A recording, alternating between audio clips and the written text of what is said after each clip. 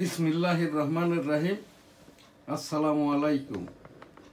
জয় বাংলা, আমার সোনার বাংলা, আমি তোমায় ভালোবাসি। ভার্চুয়াল এডিটর হাফেজ মাওলানা শাহজালাল গোলদার স্টুডিওর বাহির হতে অনুষ্ঠানগুলি এডিটিং এবং পরিচালনা করছেন সৌজন্যে গোলদার বাড়ি জামে মসজিদ, Goldar city, Benapole, Jessore. News star গ্রুপের সংবাদপত্র উইকলি যশোর টাইমস, দৈনিক বেনাপোল, সাপ্তাহিক বাংলার 21, সাপ্তাহিক 21, দৈনিক দি ডেইলি নিউজ স্টার, অষ্টম ওয়েজ বোর্ডভুক্ত সংবাদপত্র, রাষ্ট্রসংঘ নিবন্ধিত, যার online news portal www.dailynewsstar.com, online TV, IPTV, NSTV, SA Goldar, www.dailynewsstar.com, ইংরেজি সংবাদপত্র গ্রুপের। আমি 1971 সালের রণাঙ্গনের মুক্তিযোদ্ধা। এইটি আমার 1971 সালের রণাঙ্গনের মুক্তিযুদ্ধের সনদ। 2001 সালে যখন আমি এই যে গণতন্ত্র গবেষণা করতে যাই ইউনাইটেড স্টেট অফ আমেরিকাতে যাই, দেন দেয়ার ওয়াজ USA প্রেসিডেন্ট বিল ক্লিনটন। আমি ওই বিল ক্লিনটন মহোদয়ের সাক্ষাৎ প্রার্থী হয়েছিলাম 2001 সালে। ডেমোক্রেটিক বাংলাদেশ 1987 সালে প্রতিষ্ঠিত যে গণতন্ত্র, নির্বাচন, স্বৈরতন্ত্র, ফ্যাসিজম, ভোট ইত্যাদি ধর্মীয় মূল্যবোধ ইত্যাদির ওপরে গবেষণামূলক সংগঠন ডেমোক্রেটিক বাংলাদেশ, প্রতিষ্ঠাকাল 1987 সাল। আমি এম শাহজাহান আলী গোলদার সেই ডেমোক্রেটিক বাংলাদেশ এই গণতন্ত্র গবেষণামূলক সংগঠনের প্রেসিডেন্ট, বধিউ প্রেসিডেন্ট, বঙ্গবন্ধু আদর্শ মূল্যায়ন গবেষণা সংসদের ভারপ্রাপ্ত সাধারণ সম্পাদক। আমি 1992 সাল হতে 2009 সাল পর্যন্ত ডক্টর M.M. ওয়াজেদ মিয়ার সাথে আর কি বঙ্গবন্ধু আদর্শ মূল্যায়ন গবেষণা সংসদে থেকে গণতন্ত্র, দেশপ্রেম, জাতির জনক ইত্যাদির ওপরে গবেষণাটা শিখেছি ডক্টর M.A. ওয়াজেদ মিয়ার সান্নিধ্যে। সাংবাদিকতা প্রকাশনা আইন বইটি প্রকাশিত হয় 2001 সালে, মূল্য 300 টাকা। যেটাতে আমার মুক্তিযুদ্ধের সনদ, ইউটিউব, সামাজিক আইন, সাংবাদিকতা, ICT অ্যাক্ট 2018, বইটির মূল্য 500 টাকা। এতে আমি এম শাহজাহান আলী গোলদার 1971 সালের বনগা বেনাপোল যে রণাঙ্গন, এই রণাঙ্গনের 265 দিনের আমি যোদ্ধা। এইটি আমার সনদ। এই সাথে আমার পিতা মরহুম হাজী মধু গোলদারও যুদ্ধাহত মুক্তিযোদ্ধা ছিলেন। তো এখান থেকেই আর কি আমার এই সনদটি, ওই আমরা তো ভারতে ঘুমাইতাম আর দিনের বেলায় মুক্ত অঞ্চলে এসে যুদ্ধ করতাম। আমার ডিউটিটা ছিল গাছে উঠে ওই পাকিস্তানিদের, খান সেনাদের গোলাগুলির স্থান ইত্যাদি দেখে সাদিপুর গ্রাম, কালারপোতা, এখান থেকেই আর কি রাজাঘাটের ওই যে কারা কারা কখন সাদিপুর গ্রামে আসে এইগুলো দেখে লিখে নিয়ে, এই যে স্থানীয় কমান্ডার ছিল আলী কদর সাহেব, এবং 8 নম্বর সেক্টর বেনাপোলে 7টি উপসেক্টরও ছিল। বেনাপোল 8 নম্বর সেক্টরের প্রথম অংশের সেক্টর কমান্ডার ছিলেন আবু উসমান চৌধুরী। শেষ অংশ অর্থাৎ আগস্ট 1971 হতে এপ্রিল 1972 পর্যন্ত মেজর মঞ্জুর রহমান, যিনি পরবর্তীতে মেজর জেনারেল হয়েছিলেন, এবং ওই যে জিয়াউর রহমান হত্যা সংক্রান্ত বিষয়ে মেজর মঞ্জুর রহমানকেও এই যে কিল করা হয় আর কি, যেগুলোর বিচার এখনো পর্যন্ত হয় নাই। সেই মেজর মঞ্জু সাহেব আমাদের এই যে বাচ্চা মুক্তিযোদ্ধা, মাইনর ফ্রিডম ফাইটার, নামকরণটা ছিল মেজর মঞ্জু সাহেবের। ওই সেই পাকিস্তান আমলে, তখন তো দেশটা পাকিস্তান আর আমরা এটা ছিলাম পূর্ব পাকিস্তান। তো ওই আমি তখন আমার যে গাজীপুর বেনাপোল সরকারি প্রাথমিক স্কুলে 2য় শ্রেণীতে পড়তাম। 2য় শ্রেণীতে পড়লেও আমাদের ওই কাণ্ড জ্ঞানটা ভালো ছিল, এবং আমার পিতা আমাকে আর কি এই যে বেনাপোল সরকারি প্রাথমিক বিদ্যালয়ে ভর্তি করে দিয়ে আসে, সেটি ছিল 1968 সালের মার্চ মাস। সেই হিসাব ধরলে এবং আমার এই মুক্তিযোদ্ধা সনদ অনুপাতে আমার বয়সটা তখন ছিল 9 থেকে 10 বছরের মধ্যে। তো ওই সেই যুদ্ধ করতে যেয়ে গাছে উঠে খান সেনাদের এই যে আমার এইখানে 265 দিনের 9 মাসের যে মুক্তিযুদ্ধ, সেই মুক্তিযুদ্ধের এখানে উইন্ডো প্রিন্ট কোভিড চলাকালীন 9 মাসের 9টি প্রোগ্রাম করি, যা 2000 মিনিট। এছাড়াও এই ইউটিউব সামাজিক আইন সাংবাদিকতা আইসিটি এক বইটিতে 20,087 মিনিটের 1 বৎসরের অনুষ্ঠান। এখান থেকে আমি ওই সেই গাছে উঠে দেখার সময় আমার এই মাথার ওপর দিয়ে মোটরের গুলা যায়, আমি ওই গাছে বেহুশ হয়ে বেঁধেছিলাম। অতবর জলচিকিৎসায় আমি এই যে ভালো হয়, কিন্তু আমার কানটি ভালো হয়নি। গত জুন মাসে সিএমএইচ মিলিটারিদের হাসপাতাল আমাকে বলে দিয়েছে আপনার এই কানটি আর ভালো হবে না। তো সেখান থেকেই এই আমার মিলিটারিদের হাসপাতাল, কম্বাইন্ড মিলিটারি হাসপাতালে চিকিৎসা পাওয়ার যোগ্যতা আমার বড় ছেলেটা এখন র্যাব 15 সিও, আমার মেয়েটা সোনোলজিস্ট ডাক্তার সুমাইয়া, আমার ছেলেটা হাফেজ মাওলানা শাহজালাল গোলদার এই যে ইন্টারন্যাশনাল ইসলামিক ইউনিভার্সিটি থেকে পোস্ট গ্রাজুয়েশন এবং এই কি বলে বিবিএ পড়া আর কি। তো সেই সুবাদে আমি সিএমএইচ থেকে চিকিৎসাটা পাই। এখান থেকে আমার উপস্থাপনা, আমার এই দেশীয় কোনো মুক্তিযুদ্ধের কোটা ভাতা সনদ প্রয়োজন নাই, কারণ আমার যেহেতু ভারতীয় সনদ আছে এই দেশ, এছাড়াও এই দেশীয় সনদ আমাকে কে দিবে? খন্দকার মোস্তাক, জেনারেল এরশাদ, বেগম খালেদা জিয়া, শেখ হাসিনা, এনারা কেউই মুক্তি যোদ্ধাও নন, মুক্তিযুদ্ধের সংগঠকও নন। আর যেহেতু এই দেশে আমার বাবা যে কথাটা বলেছিল আর কি, ওই দেখতাম চকিদার দফাদার ইউনিয়ন পরিষদ থেকে আমাদেরকে ওই যে নিবন্ধিত হওয়ার জন্য আমার আব্বাকে বলতেন, তখন উনি বললেন যেহেতু দেশ পেয়েছি, যুদ্ধ করেছি, দেশ পেয়েছি, এখানে আর কোনো চাওয়া পাওয়ার নাই। আর যেহেতু আমার ভারতীয় সনদ আছে, নিবন্ধিত সনদ প্রত্যাগত, তখন আর কি বাংলাদেশ থেকে 1972 সালের ফেব্রুয়ারি মাসের 22 তারিখে প্রত্যাগত সনদ দেওয়া হয়, এইটি প্রত্যাগত সনদ এবং ভারতীয় নিবন্ধিত সনদ আর কি।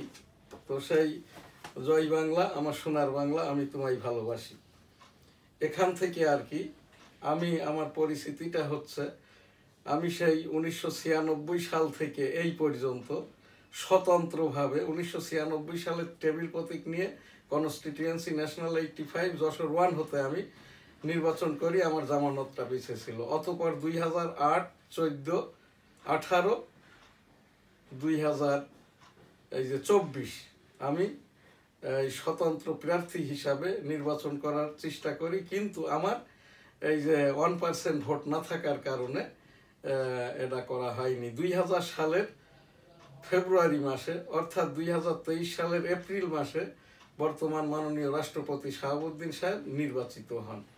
আমি 18 কোটি জনগণের পক্ষে আর কি বাংলাদেশের রাষ্ট্রপতি হওয়ার জন্য পদপ্রার্থী হয়েছিলাম, কিন্তু নির্বাচন কমিশন আমাকে ওখান থেকে আর কি রাষ্ট্রপতি পদে প্রার্থী হওয়ার জন্য মনোনয়ন ফর্ম সরবরাহ করেন নাই।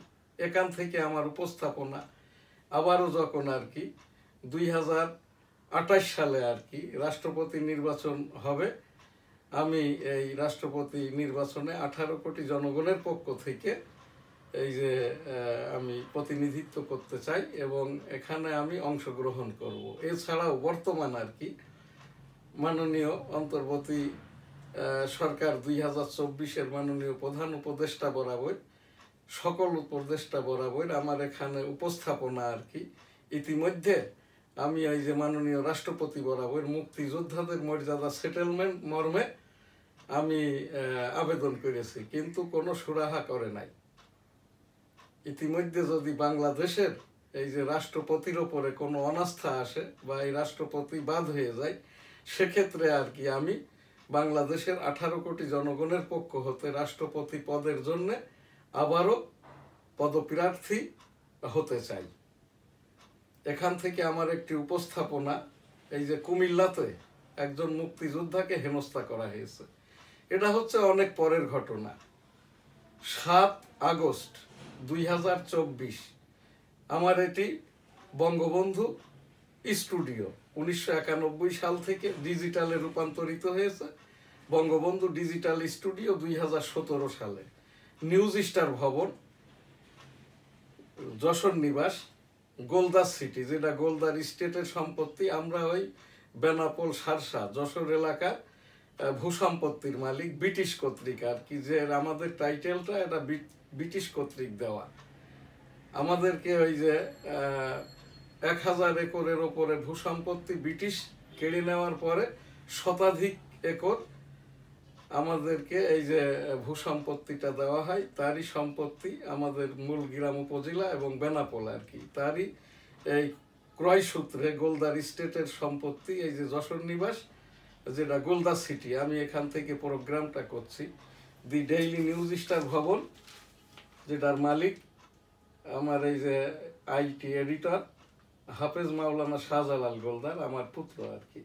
তো এখান থেকে এই যে নিউজ স্টার ভবন থেকে যেহেতু প্রোগ্রামটা করি 7 আগস্ট 2024, আমার এখানে তৃতীয় পক্ষ এসে বলেন আপনি এই প্রোগ্রাম করবেন না, বঙ্গবন্ধুর ছবি রাখবেন না, এই জয় বাংলা বলবেন না, জাতীয় পতাকা ছিঁড়ে ফেলতে চাই। তখন আর কি আমার সাংবাদিকরা উপস্থিত ছিল, তারা আমাকে এখান থেকে নিয়ে যায় এবং তারপরের থেকে আমি অক্টোবর পর্যন্ত আমার এই স্টুডিও এবং আমি নিজেও আর কি এই অফিসে, বাসাতে, আমার বাসাতে আমার ছেলে মেয়েকে, আমার স্ত্রীকে রাস্তায়ও হেনস্থা করা হয়েছে, যে আঙ্কেলকে বলবেন উনি যাতে আর, এরা সকলেই চিহ্নিত, সকলেই রাজনৈতিক মতাদর্শের, ওই যে ছাত্র উইং, যুব উইং, এইরকম আর কি। তো আমার ওই স্ত্রীকেও যখন রাস্তায় বলছে, বাড়িতে এসে আমার ছেলেকে ভীতি প্রদর্শন করেছে।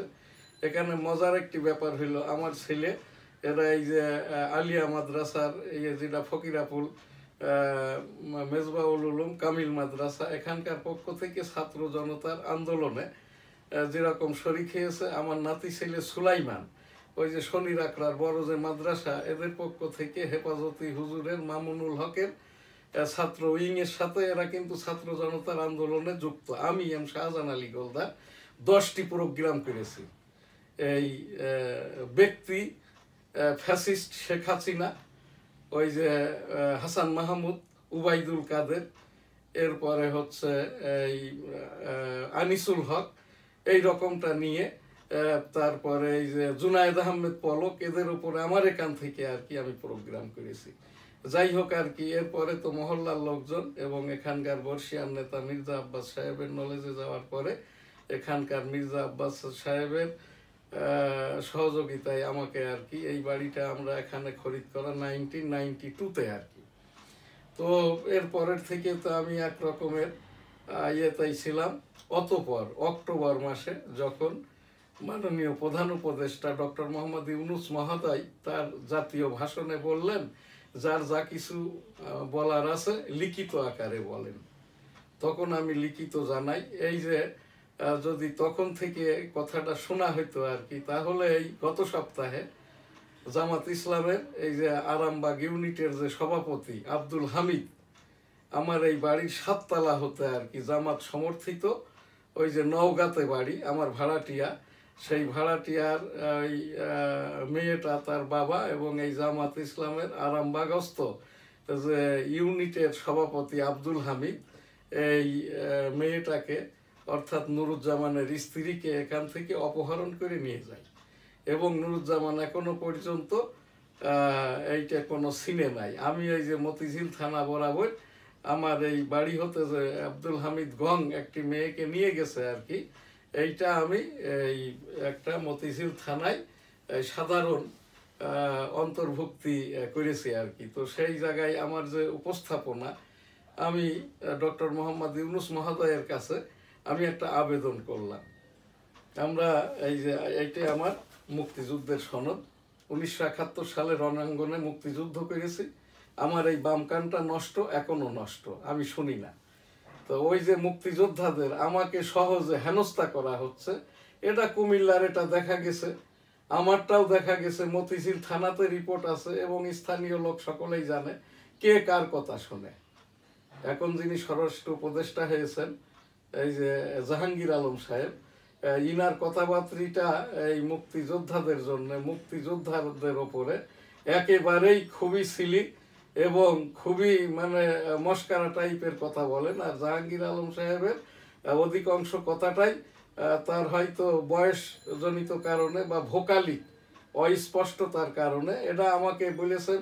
আমি তো দি ডেইলি নিউজ স্টার ইংরেজি সংবাদপত্রের সম্পাদক, www.dailynewsstar.com এর পিইও, সেই হিসাবে আর কি অনেকেই আমাকে এই যে টেলিফোনে, মোবাইলে, আমার প্রোগ্রামে, লাইভে সংযুক্ত হয়ে বলে থাকেন আর কি। তো এই জায়গাটাই আর কি আমি তখন মাননীয় প্রধান উপদেষ্টা ডক্টর মোহাম্মদ ইউনূস মহোদয় বরাবর আবেদন করি।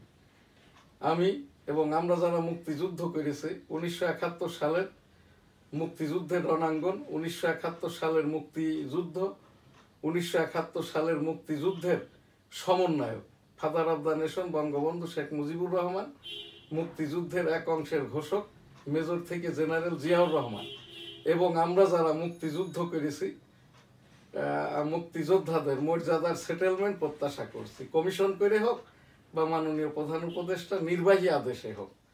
এই মুক্তিযোদ্ধাদের আজও আবার আমি এখানে উপস্থাপন করছি, যদি কিনা এই মুক্তিযোদ্ধাদের মর্যাদার সেটেলমেন্ট নির্ধারিত না করা হয় আর কি, তাহলে যা হবার তাই হচ্ছে, সামনে ভয়াবহ পরিণতি আরো।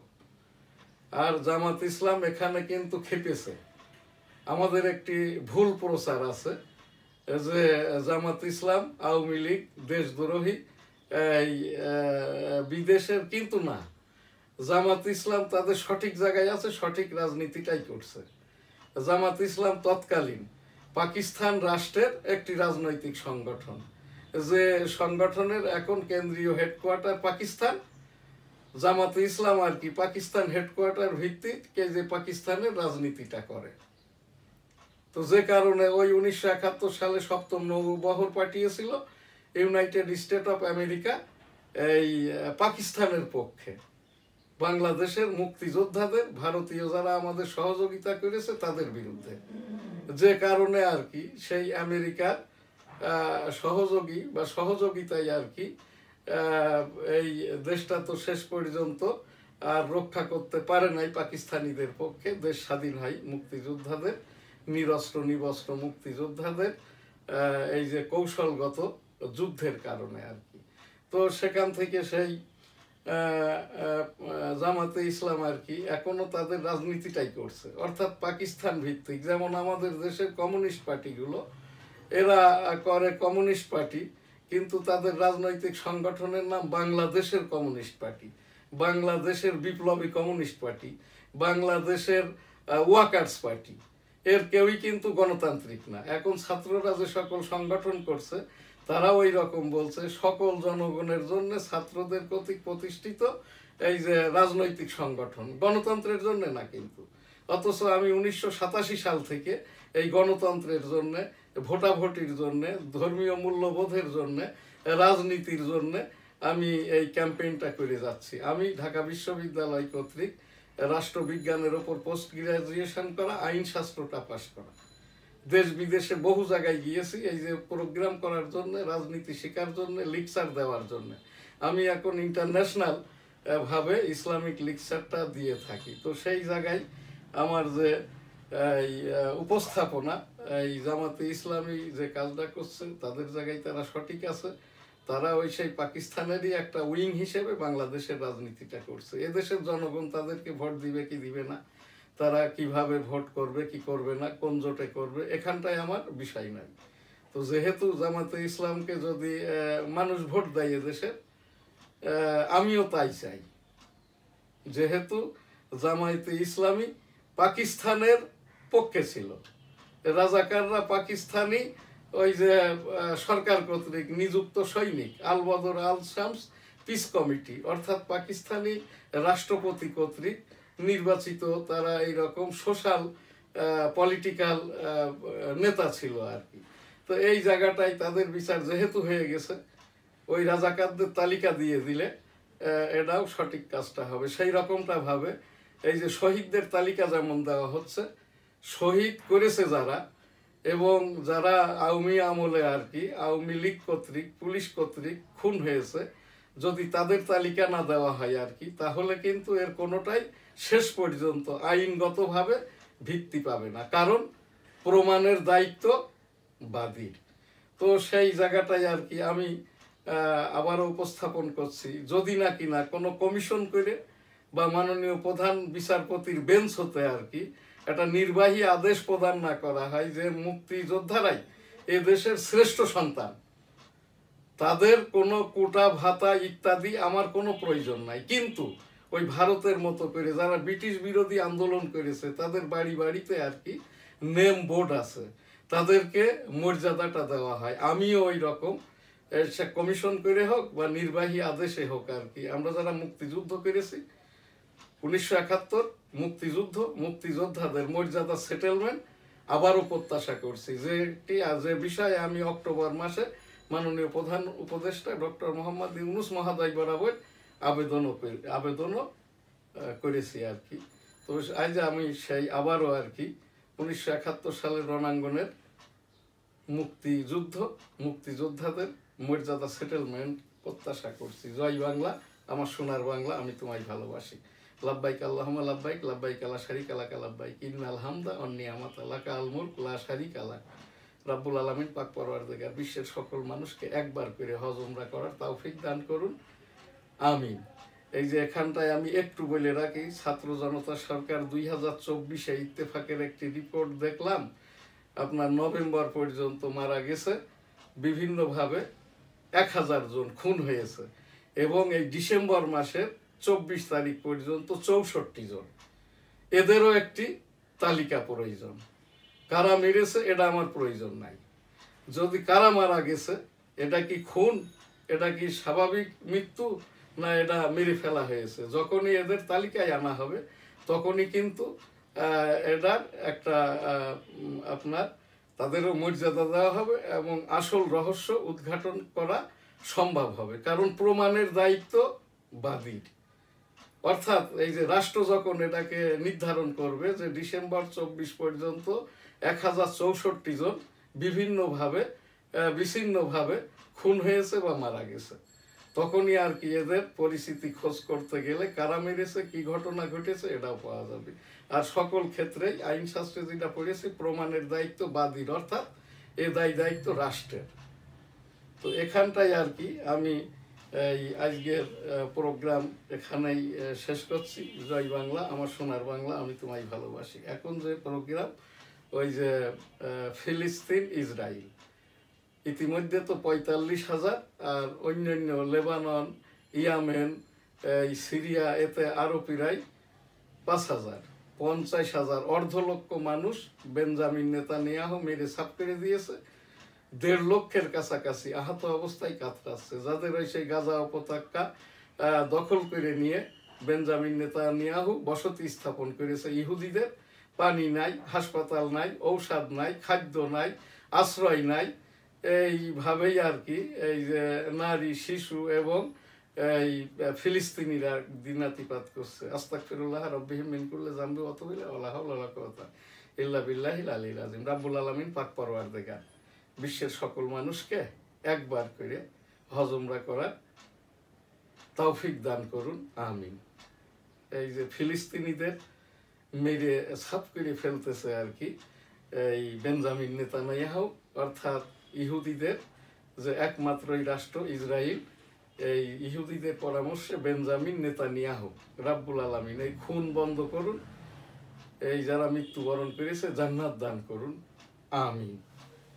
এখন এখানে আমাদের এই যে শেষ প্রোগ্রাম আর কি ডেইলি ভিউজ, সেই সাথে আজ আমাদের বিজয় 54, 1971 সালের এই রকম ডিসেম্বর মাসের 26 তারিখেও আমরা ভারতে ছিলাম। আমরা ভারত থেকে চূড়ান্তভাবে রিফিউজি ক্যাম্প থেকে বাংলাদেশে আসি বেনাপোলের মাধ্যম দিয়ে 22 ফেব্রুয়ারি 1972। তো এরপরে অতপর আর কি আমরা তো সেই বাংলাদেশে এসে আমাদের গোলদা সিটিতে থাকতে পারি নাই, সাদিপুরে ছিলাম দীর্ঘদিন, তারপর বাড়িতে আসি। তো এখানে শেষ প্রোগ্রাম আমাদের ডেইলি ভিউজ, NSTV এসে গোলদা, www.dailynewsstar.com। আজকে সংবাদপত্র ডেইলি নিউজ স্টার, দৈনিক Ittefaq. Daily news star, UN national security adviser calls CA, এখানটায় দৈনিক ইত্তেফাক, সীমান্তে আরাকান আর্মি বাড়ছে, নিরাপত্তা ঝুঁকি, বিচার বিভাগে পৃথক সচিবালয় হচ্ছে, বেতন ভাতা নিয়ে ক্ষোভ থেকে 7 সহকর্মীকে একাই খুন করেন ইরফান। আজকের প্রোগ্রাম এখানেই শেষ করছি। সকলে ভালো থাকবেন, সুস্থ থাকবেন, পাশের জনকে ভালো রাখবেন। আলহামদুলিল্লাহ, আল্লাহ হাফেজ। জয় বাংলা, আমার সোনার বাংলা, আমি তোমায় ভালোবাসি।